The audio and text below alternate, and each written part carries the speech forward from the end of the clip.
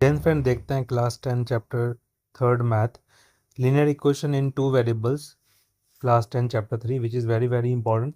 इसमें से कुछ स्पेसिफिक क्वेश्चंस आते हैं जो हम लोग देखते हैं यहाँ पे कंसेप्ट्स क्या होता है, खासकर कंसिस्टेंट इनकंसिस्टेंट क्या होता है, इंटरसेक्टिंग लाइंस क्या होता है, पैरेलल लाइंस क्या होता है, नो सॉल्यूशन क्या होता है। ये बहुत ही इंपॉर्टेंट क्वेश्चन हो जाते हैं।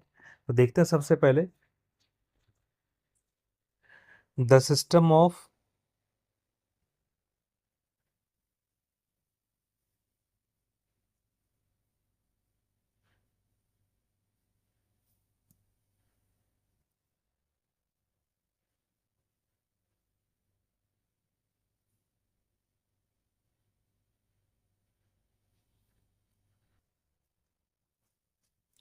द सिस्टम ऑफ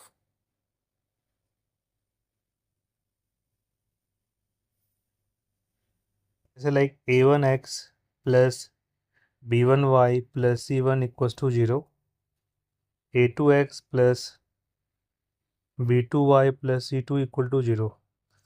a1 क्या x का कॉफिशेंट है, b1 y का कॉफिशेंट, c1 कांस्टेंट टर्म है। अगर आप कंपेयर करोगे 2x plus 3y plus 7 equal to 0 minus 4x plus 7y plus 4 equal to 0, ऐसे बहुत सारे linear equation in two variables हो सकते हैं। अब पहला हम लोग देखते हैं क्या यूनिक सॉल्यूशन क्या होता है। जब a1 by a2 is not equal to होगा b1 बाय b2, इसे कहते हैं यूनिक सॉल्यूशन। साथ ही साथ इसे कहते हैं इंटरसेक्टिंग लाइंस, इंटरसेक्टिंग लाइंस। और जब सॉल्यूशन यूनिक सॉल्यूशन का मतलब सॉल्यूशन पॉसिबल है, यूनिक सॉल्यूशन पॉसिबल है मतलब क्या, ये कंसिस्टेंट होगा। जब कभी भी सॉल्यूशन पॉसिबल होगा तो कंसिस्टेंट होगा। यहाँ पे इंटरसेक्टिंग लाइंस है, तो a1 बाय a2 क्या हो गया, not equal to b1 by b2, तो यूनिक सॉल्यूशन। दूसरा होता है अगर a1 by a2 equal to b1 by b2 आएगा equal to c1 upon c2 आ गया, इसे कहते हैं को इंसिडेंट लाइन। मतलब एक ही लाइन से दूसरा लाइन स्टार्ट होता है। फॉर दैट यहाँ पे क्या होगा, इनफाइनाइट मेनी सॉल्यूशन होगा।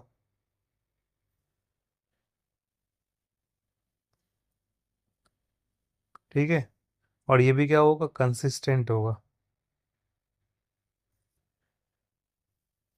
ठीक है, और जैसे आप देख रहे हैं यहाँ पे यही क्वेश्चन अगर मैं लिखता हूँ तो क्या होगा, जैसे 2 अपॉन माइनस 4 है which is not equal to कितना है 3/7, तो ये क्या हो गया, एक यूनिक सॉल्यूशन प्रोड्यूस कर रहा है बिकॉज ऑफ कंडीशन यहाँ पे गिवन है।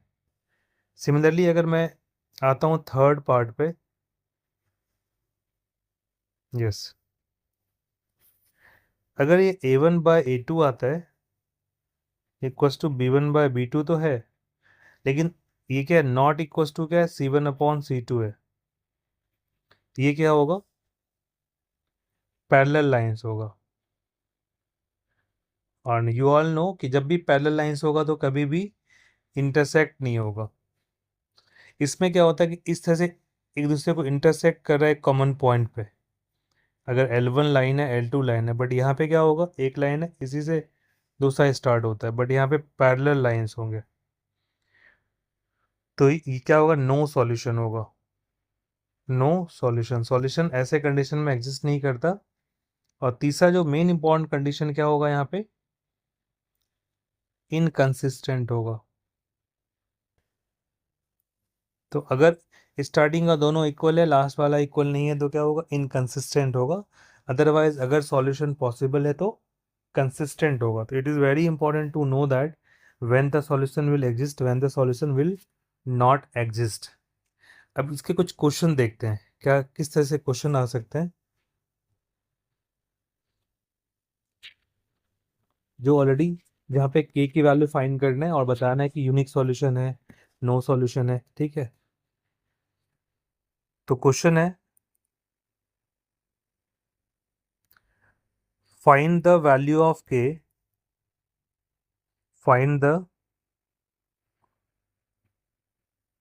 वैल्यू ऑफ के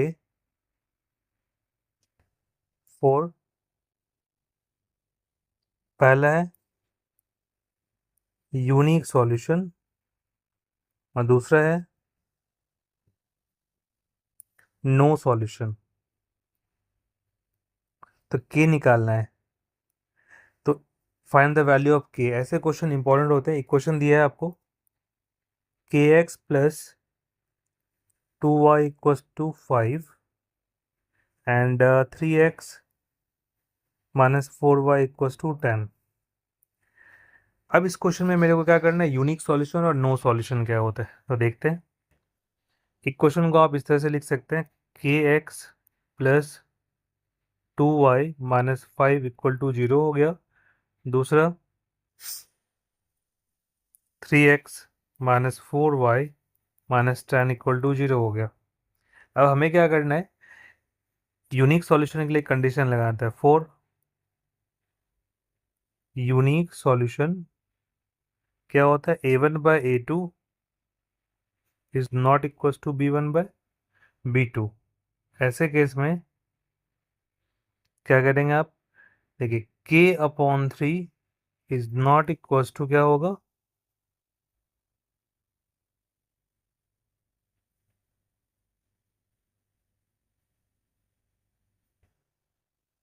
2 अपॉन माइनस 4 आएगा यहाँ पे। तो k is not equal to क्या होगा, 6 बाय माइनस 4, 2 2 जा 4, 2 3 जा 6। k is not equal to क्या होगा, माइनस 3 बाय 2, राइट। तो अगर यूनिक सॉल्यूशन मेरे को ढूंढना है, k की वैल्यू क्या होगा, इस तरीके से फाइंड कर सकते हैं। सिमिलरली अगर मैं यहाँ पे नो सॉल्यूशन देखता हूँ, नो सॉल्यूशन के लिए कंडीशन क्या होगा, ये तो पता है कि a1 by a2 equals to b1 by b2 not equals to c1 by c2 होता है।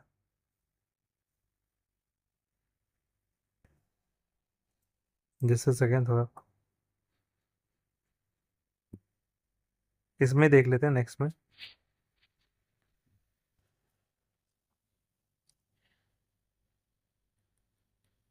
नो सॉल्यूशन के लिए क्या होगा कंडीशन,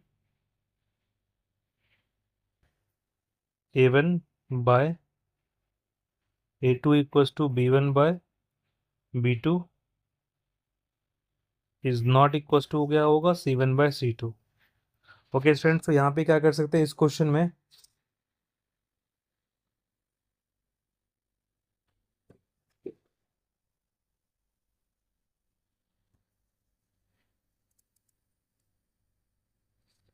a1 कितना होगा यहाँ पे, k by 3 2 upon minus 4 not equals to होगा माइनस 5 बाय माइनस 10। इससे वैल्यू को हम फाइंड आउट कर लेते हैं, k की वैल्यू फाइंड करना। तो ऑब्वियसली इन दोनों को अगर मैं सिंप्लीफाई करता हूँ तो देखते हैं, minus 4k equals to 6, k कितना होगा, 6 अपॉन माइनस 4 तो 3 अपॉन माइनस 2, तो k equals to minus 3 by 2। No solution के लिए कंडीशन होगा। तो आपको k की वैल्यू फाइंड करना है, कब सॉल्यूशन पॉसिबल होगा, कब सॉल्यूशन पॉसिबल नहीं होगा। तो फर्स्ट वाले में जब क्या था, यूनिक सॉल्यूशन था, k is not equal to minus 3 upon 2। When you have no solution then k should be equal to minus 3 upon 2। इस तरीके से हम फाइंड आउट कर सकते हैं। ये एक ऐसा क्वेश्चन है जो काफ़ी बार पूछा गया है, ठीक है, unique solution and no solution क्या होता है। सिमिलरली एक और क्वेश्चन देखते हैं, इसमें भी हमें find the value of k करना है। Find the value of k first है यूनिक सॉल्यूशन के लिए एंड दूसरा नो सॉल्यूशन के लिए।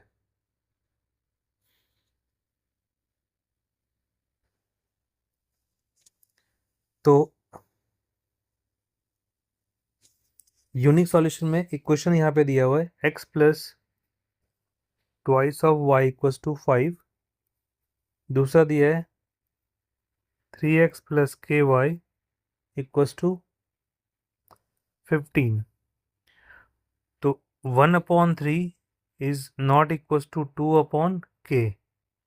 k is not equals to 6 होगा ये, तो a1/a2 से कंपेयर कर लिया, विच इज फ्रॉम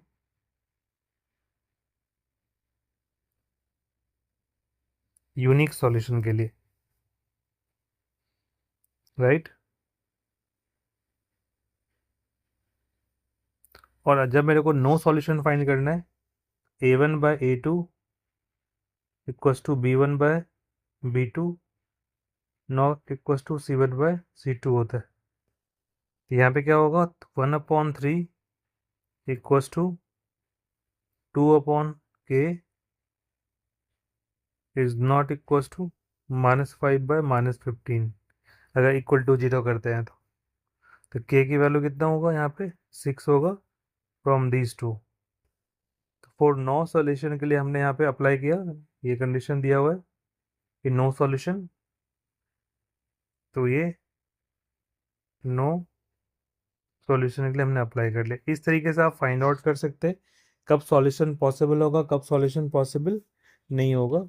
यहाँ पे भी k की वैल्यू जब 6 होगा,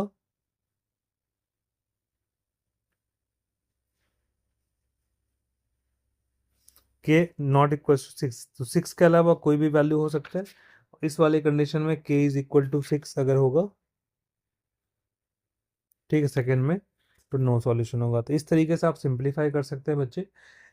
सबसे जो इम्पोर्टेंट पार्ट था यहाँ पे, जो इस वीडियो के बिगनिंग में हमने डिस्कस किया था, कि अगर यूनिक सॉल्यूशन होगा तो इंटरसेक्टिंग लाइंस होगा और कंसिस्टेंट होगा। अगर इनकंसिस्टेंट लाइन होगा मतलब इनफाइनाइट मेनी सॉल्यूशन होगा, ये भी कंसिस्टेंट होगा। और थर्ड वाले में जब पैरेलल लाइंस होगा तो नो सॉल्यूशन, इनकंसिस्टेंट होगा।